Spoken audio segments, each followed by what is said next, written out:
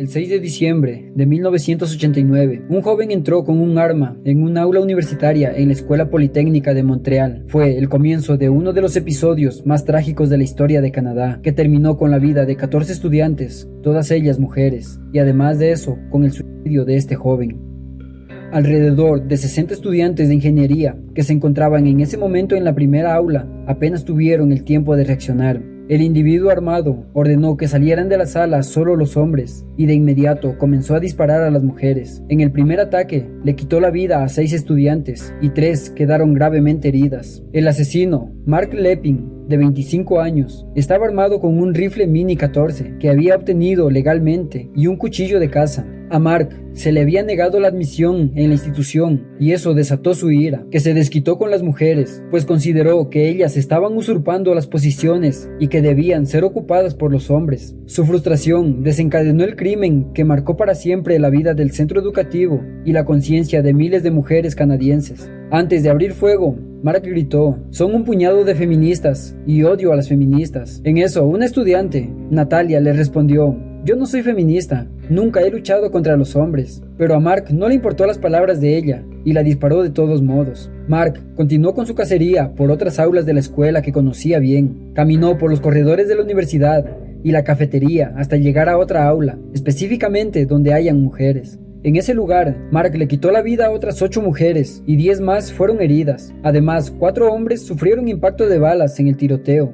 Francine, una activista feminista y columnista del periódico La Presse de Montreal, reconoció sentirse totalmente destruida al conocer la masacre, pero no podía ni siquiera imaginar que su nombre aparecía en una lista encontrada por la policía en el bolsillo del asesino. La nota decía: "Casi ha muerto hoy. La falta de tiempo, porque empecé demasiado tarde, ha permitido a estas feministas radicales sobrevivir". Inmediatamente después de la masacre, comenzó un acalorado debate en los medios de comunicación canadienses sobre las verdaderas razones que llevaron a Mark a cometer semejante crimen. Muchos comentaristas de medios dudaron en calificar lo sucedido como un femicidio y prefirieron interpretar que el asesino era un loco y que las mujeres simplemente estaban en el camino, en lugar de ser específicamente atacadas por su condición de género. Un psiquiatra de un hospital de Quebec fue citado en la Presse afirmando que Mark era tan inocente como sus víctimas y que él mismo, víctima de una sociedad cada vez más despiadada. El caso es que la tragedia de la Escuela Politécnica abrió paradójicamente un periódico de crecimiento significativo de los grupos de derechos de los hombres, según reconoce Martin Dufresne, fundador de Hombres contra el Sexismo, un grupo especialmente activo en el momento de la masacre.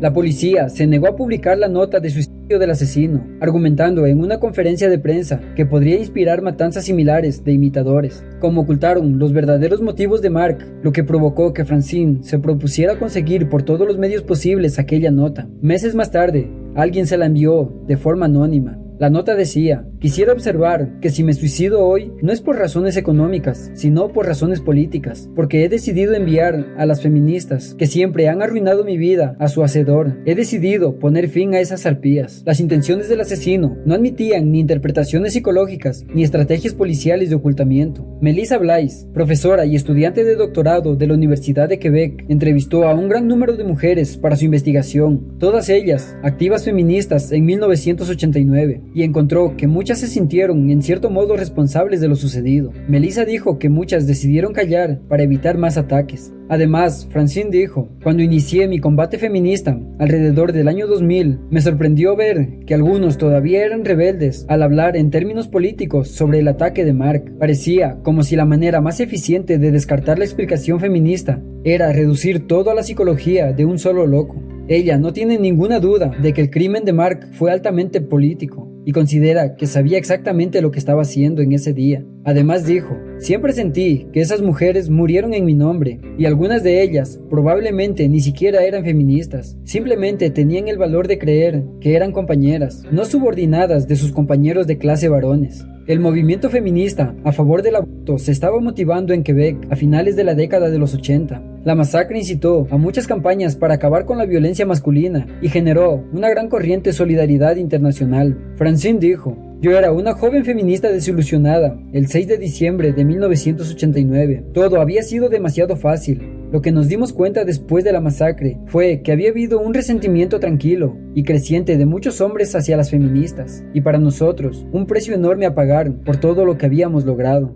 Agradezco a esta cuenta que me recomendó la historia. Espero que les haya gustado el video. Suscríbete para más casos y nos vemos en la próxima historia.